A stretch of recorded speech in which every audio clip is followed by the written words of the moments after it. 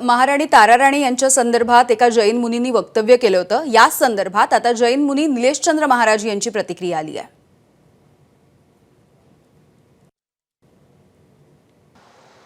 कबुतरांच्या संदर्भातला वाद शमला नाही आहे, तितक्यात आता एक नवीन वाद हा जैन समाजाच्या संदर्भातला निर्माण झालेला आहे। जैन समाजातले जे एक धर्मगुरू आहेत नयन पद्मसागर यांनी जी वक्तव्य केलेली आहेत त्याचे पडसाद आता मुंबईसह महाराष्ट्रात देखील उमटायला लागलेले आहेत। सगळ्यात पहिलं त्यांचं वक्तव्य जे वादग्रस्त होतं ते म्हणजे ताराराणींच्या संदर्भात। ताराराणी यांचा इतिहास अख्ख्या महाराष्ट्राला पाठ आहे, मात्र नयन पद्मसागर यांचं असं म्हणणं आहे की ताराराणी या जैन होत्या। आता या संदर्भात आपल्याबरोबर बोलण्यासाठी आणखीन एक जैन समाजातले गुरु निलेश सर आहेत, निलेश महाराज आहेत।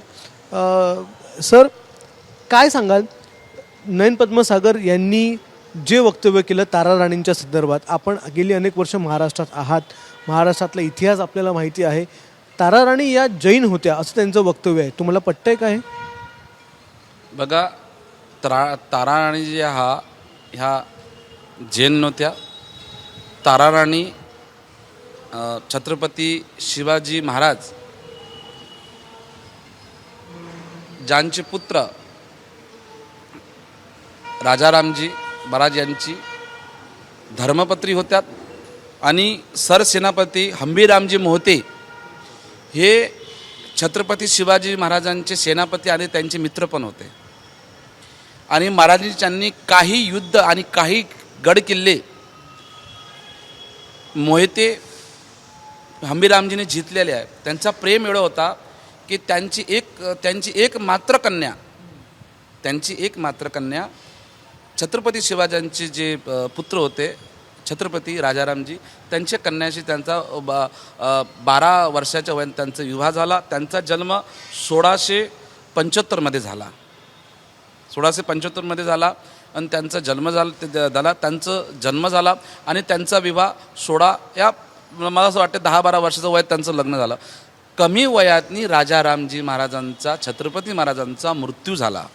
त्याच्यानंतर संभाजी महाराजांचा बी मृत्यू झाला होता। तो आता हा मराठा साम्राज्य कोण बघायचा? तो राजारामजी महाराजांनी 4 विवाह केले होते। तर 4 विवाहामधली हे एक मुलगी, तिचं ताराबाई तिचं नाव ठेवलं। ताराबाई ते ताराबाईच आहे।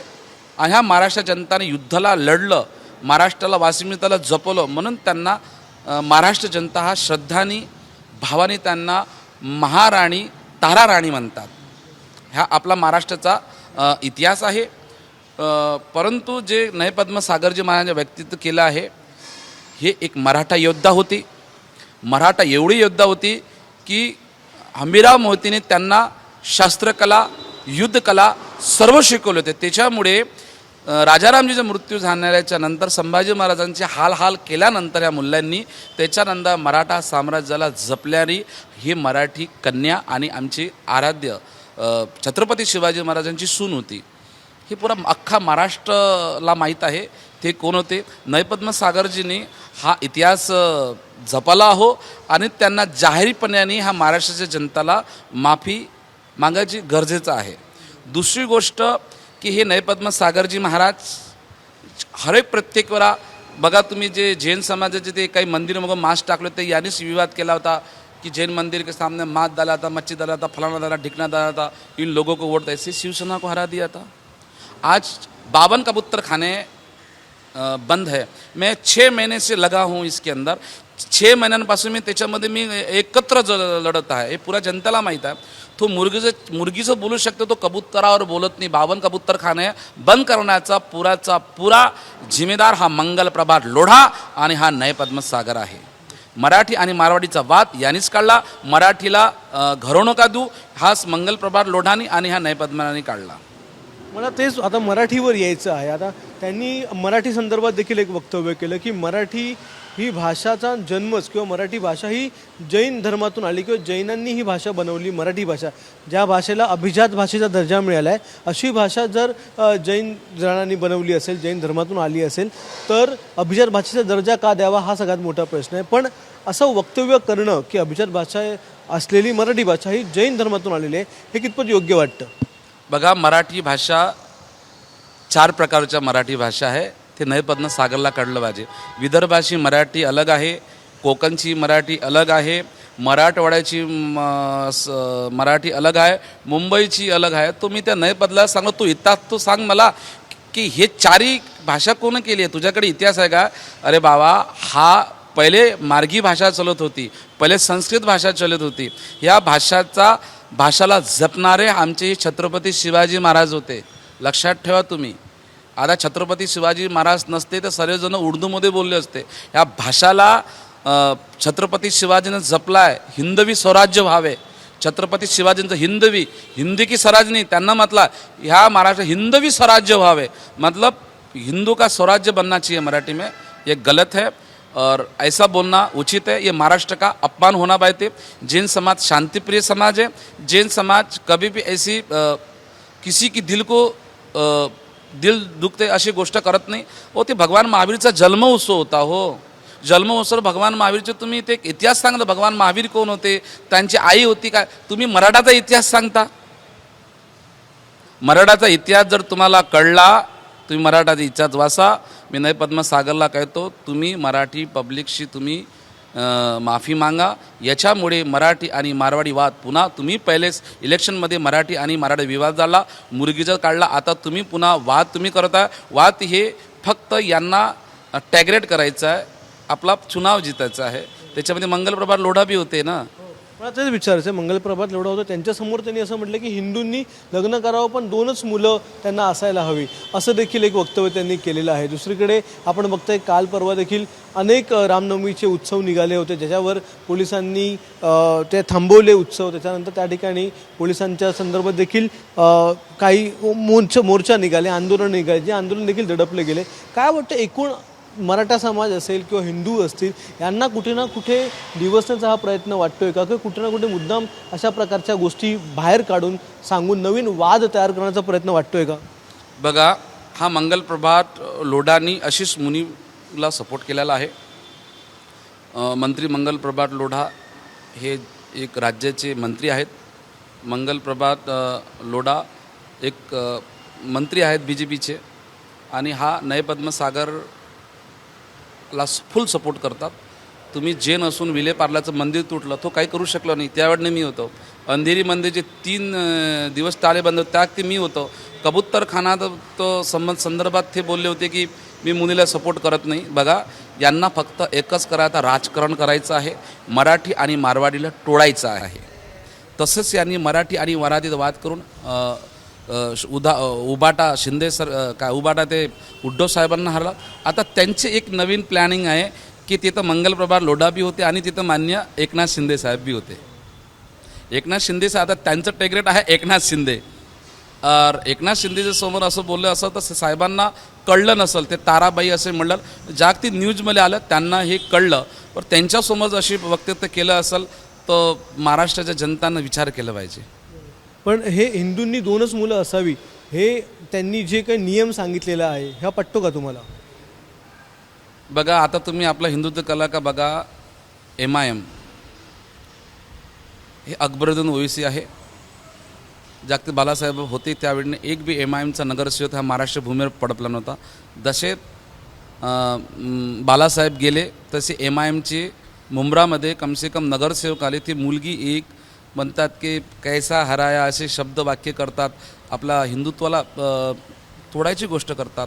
और आता थे क्या म्हणते, माशा अल्लाह अगले बार इस बार मुंबरे को हरा किया तो माशा अल्लाह कि हम क्या तो हम तो पूरे महाराष्ट्र को हरा करते. इम्तियाज जलील युनी तो म्हणतो, इम्तियाज जलील म्हणतो. तर मग आता करत काय? राज ठाकरे साहेब काय करत आहे, एकनाथ शिंदे काय करत आहे, देवेंद्र फडणवीस काय करत आहे? आता ह्या गोष्टीचा विषयाचा विचार करणं त्याला गरजेचं आहे. दुसरी गोष्ट, आत्ता आमची रामनवमी रोखल्या गेली, तिथं रितेश राणे साहेब आले, वालवानी बी आले, प्रत्येक जागा. आता चेंबूरला मी गेलो होतो, तिथं त्यांना पण ते अडलं गेलं. तो तिचा तो महेश पाटील म्हणते, तिचं काय हे काय उपायुक्त आहेत ते, DCP नाही काय ते आहेत, जे ॲडिट कमिशनर आहेत ते, यहाँ पे त्यांनी जाहीरमध्ये त्याचा व्हिडिओ आला की ह्या जब तक बोले ह्या पे जब तक जोपर्यंत ही अजान चलन म्हणे 5 वेळाची, त्या वेळेनं तुम्हाला ही यात्रा रोखा लागेल. तो माझं ते महाराष्ट्र जनताला आहे की यांना आता प्रत्युत्तर द्यायला गरजेचं आहे. छत्रपती शिवाजी महाराज हे भगवा होते आणि हा महाराष्ट्र भगवा राणा हिरवा होणार आहे. हे लोक, काही लोक, गद्दार लोक एकत्र येऊन आमचे रामनवमीचा विरोध करतात. पुष्कळ वेळात झाले. तर त्याच्यानंतर आम्ही ते दुसऱ्या दिवशी मी गेलो की भाई कमिशनर के ऊपर कारवाई करा. ते त्यांना मला पण स्वतः ताब्यात घेतलं. कमसे 1000-2000 लोक होते, जसे आले तसे गाडीत टाकणं. आया बहिणीचे त्यांनी कपडे फाडले. मला सुद्धा लागलं आहे इथं. माझ्या कार्यकर्त्यांना अंदर टाकलं, जागती मला त्यांना अंदर टाकलं. ताकती पुऱ्या सकल हिंदू समाजाने तिथं घेरावा टाकला का तुम्ही मुनीजीला का अटक केला आहे, कशामुळे केला आहे. मग ते माफी मागायला लागले. आम्ही इथं कारवाईत करूया. पण जे व्यक्तित्व नयपद्म सागरजीने असे कळत आहे, तो मुसलमान म्हणतात 5-5 बच्चे पैदा करो. नयपद्म सागर कहता है कि दो ये मुसलमान की भाषा बोल रहे हैं, ये सनातन की भाषा नहीं बोल रहे. ये जितना नयपद्म सागर जैनों के विवाद कर रहा है, ये पूरा का पूरा ये हिंदू समाज को भी नयपद्म सागर कलंकित करने का काम कर रहा है. मैं जैन समाज के कहना चाहता हूँ, 2-2 बच्चे नहीं 5-5 बच्चे पैदा. एक बच्चा आज देखिए, आज गाड़ी का युग है, आज सब पे स्कूटर है, गाड़ी है, कुछ जाते, अरे एक साथ में 2-2 बच्चे मर जाते, फिर बच्चा कहाँ से लाएंगे. तो इसी तो हमारा सनातन धर्म बच जाएगा, सनातन धर्म कट हो जाएगा. हमारा राष्ट्रीय स्वयंसेवक बजरंग दल विश्व हिंदू परिषद भी कहता है 4-4 बच्चे पैदा करो. पहला बच्चा हो तो आप संघ को दो, दूसरा बच्चों को साधु बनाओ और तीसरे बच्चों को पालन करो. ये भारत के इतिहास में बोला. और छत्रपती शिवाजी महाराज स्वतः बोलून गेले की तुम्ही आपला हिंदुत्व वाढा. हिंदू पुरे कटले आहो.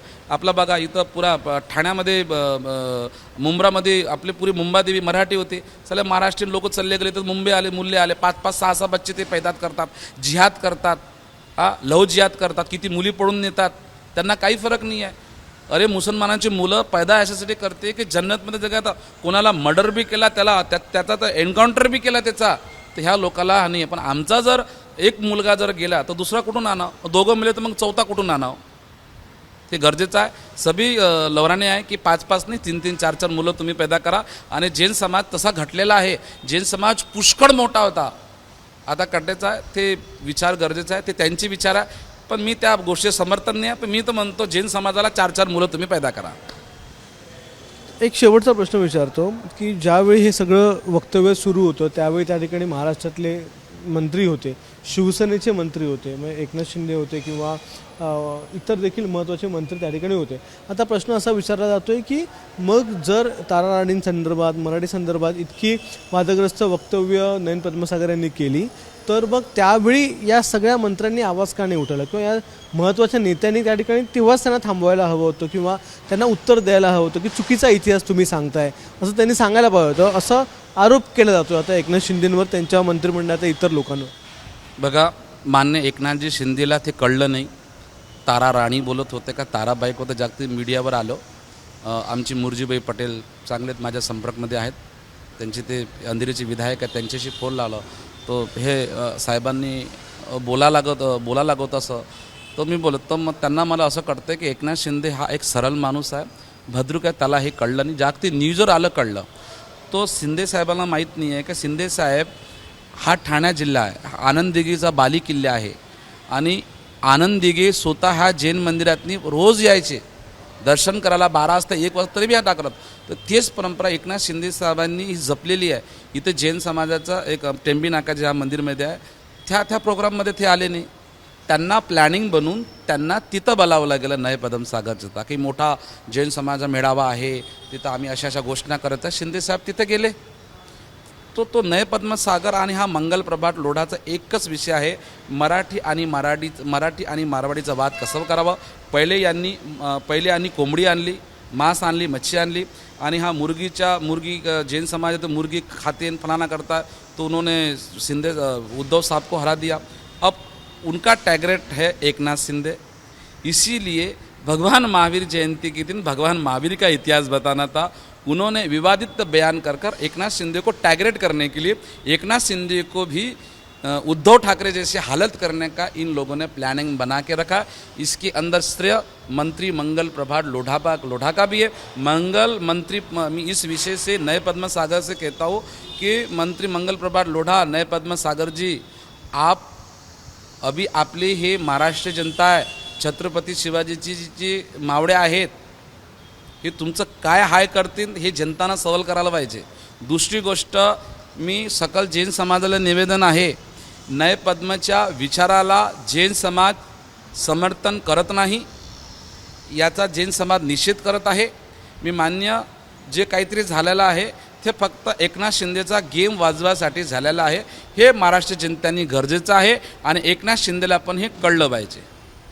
तर आपल्याबरोबर निलेशचंद्र मुनी महाराज असे होते ज्यांनी नयन पद्मसागर महाराज यांनी जी काय वक्तव्य केलेली आहेत ती अक्षरशः खोडून काढलेली आहेत. मग मराठी संदर्भातलं असेल किंवा तारा राणींच्या संदर्भातलं असेल किंवा मुलांच्या संदर्भातलं असेल, या सगळ्या वक्तव्यांवर परखड मत हे निलेशचंद्र मुनी यांनी व्यक्त केलेलं आहे. आणि खरं म्हणजे या संदर्भात वाद व्हायची गरजच नाही आहे.